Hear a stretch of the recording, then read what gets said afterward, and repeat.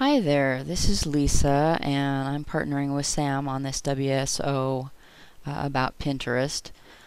We decided to kind of switch off who was recording which video. I know it's kind of unusual, but both of us are not really very shy, so we decided that would be the best way to do it. So you get me today.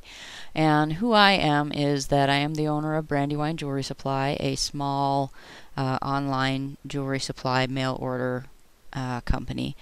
And we have been in business about since 2003. So that's really the background that I'm coming from. And what I want to talk to you today about Pinterest is I'm going to show you how to invite friends and how to get an invitation to the site if you don't have one, and how to set up your account. So let's start.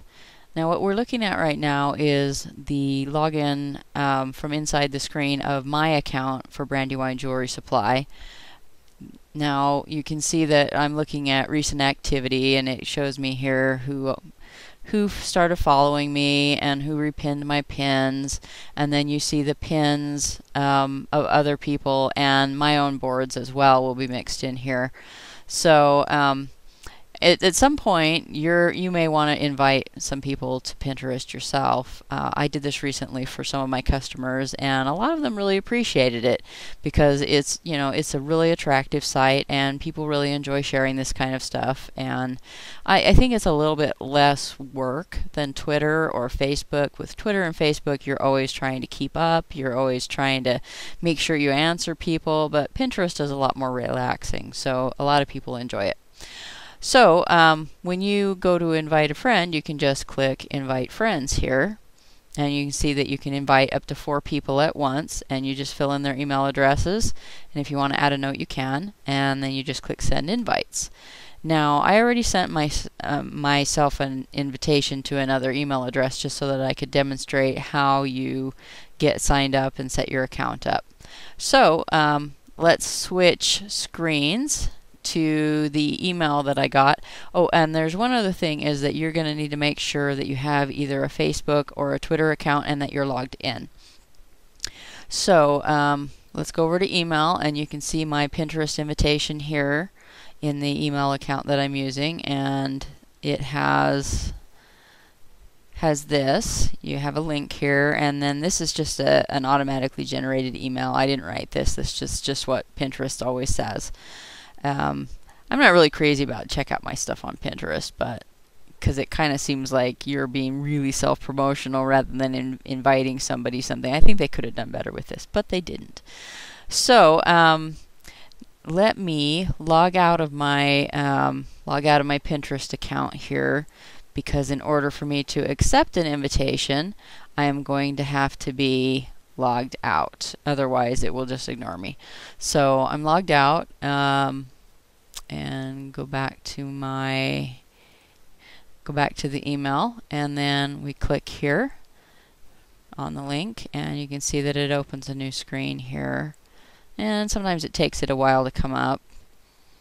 Oh, one thing I forgot to mention is that if you don't know somebody who can invite you, you can ask for an invitation directly on the site. If you go to the front of the site, there's a big red button that says request an invite. But sometimes it takes them a while to invite you. You'll get a confirmation right away, but I got my confirmation, and then it took 2 weeks before they decided to invite me. Okay, so looks like I'm still logged in.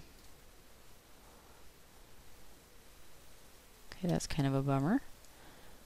Okay, so now we're back to the front screen.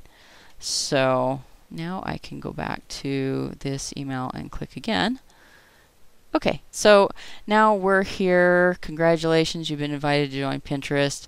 Now see, they are promoting you most heavily to log in with Facebook right now, but you also can log in with Twitter, and whichever of these accounts you log in with the first time will be automatically linked to your Pinterest account. Now it's not a big deal if you don't want them linked, because you can go right in there to your profile and unlink them as soon as they're linked. as soon as you're finished setting up your account. So it's not a big deal, and then you can just set up your email address and password that you want to use to log into the site, and that's all it takes really. So I'm going to use a Twitter account that I had already set up, and so I'm going to click here, and it's going to take me here, and it's going to say authorize Pinterest to use your account, and in order to say yes, you have to say sign in. So sign in, and then it takes me back here, and you notice that it sucked some information off of my Twitter account. It took my photo, and I believe you'll see a little bit later that it also pulled like any profile you had written and some other details off your Twitter or Facebook account. So for this example, I'm going to say that I'm in the gardening niche and that I have a blog on gardening tips and maybe organic gardening. So I'm going to just make my username Heart My Garden.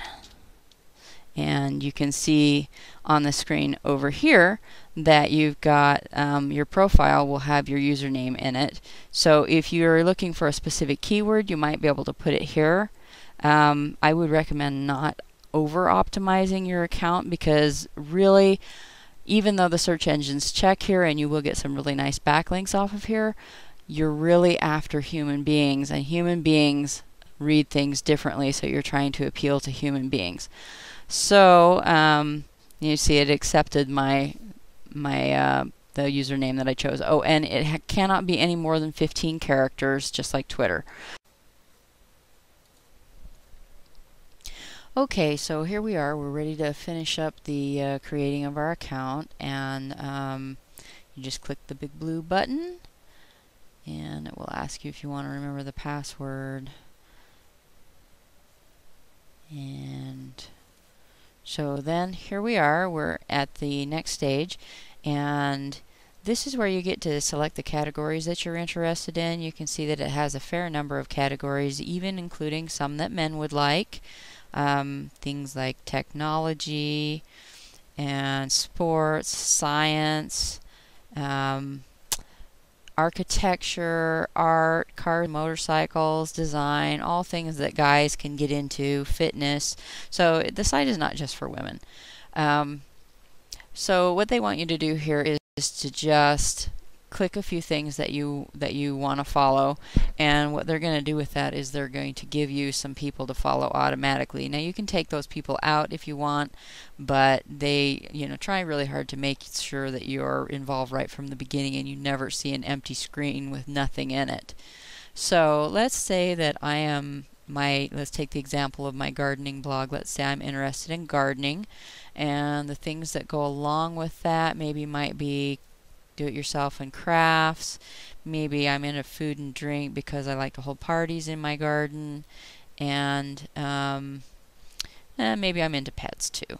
So I picked a few categories that I'm interested in and I want to see pins on, and so then I click follow people, and it will give me, you can see that they've given me about 10 people to follow.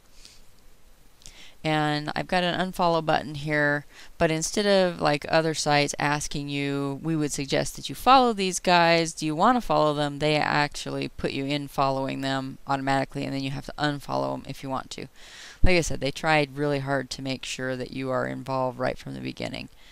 So if I think these people are okay to follow and they look okay, then I just click create boards, and it'll suggest some boards. Now I think these boards are pretty much the same ones that they offer for everybody. If you want to change the names of them or completely delete some of them, you can. Like maybe I want to add party ideas to my boards, and maybe craft ideas, and maybe I want to get rid of my style and books worth reading. And okay, so these are the boards that I want to start with. Just click create, and it will give me some boards. It takes them a minute to give you the boards, and then it asks you if you want to take this little pin marklet to your bookmarks bar. And what this does is it makes it really easy if you're on a website that doesn't automatically have a pin button, is that if you put this in your browser's bookmark bar, you can just click it and it will do the pin function for you without the website having to have added it. So you can see you can just pick it up and drag it. And so drag it to your bookmark bar. And there's a little video for you to watch to explain more about that if you want to. But it's fairly self-explanatory. You just have to drag it in there and that's it. And then you can say start pinning. And what you end up with is posts from the people that you decided to follow or keep. You can kind of see what kinds of things they've pinned. Usually they pick some really prolific pinners in here, so I would really recommend going and looking at the people that they've chosen for you. Look at their profiles, look at how many followers they have, go into their boards and look and see what kinds of things people have repinned of theirs. Because if you can see, like on some of these, like this ring has 209 repins. And like this pair of sunglasses was repinned 93 times. Now think if you were the person who put up that pair of sunglasses with, like, say, an affiliate link, 93 people have helped you spread that virally over Pinterest. So you can see that Pinterest has a lot of possibilities. It relies on images, yes, but if you're a clever marketer, you can find ways to bring images to people that will cause them to repin and to visit your site. And that's really about it for how to set up your account and how to set up your boards.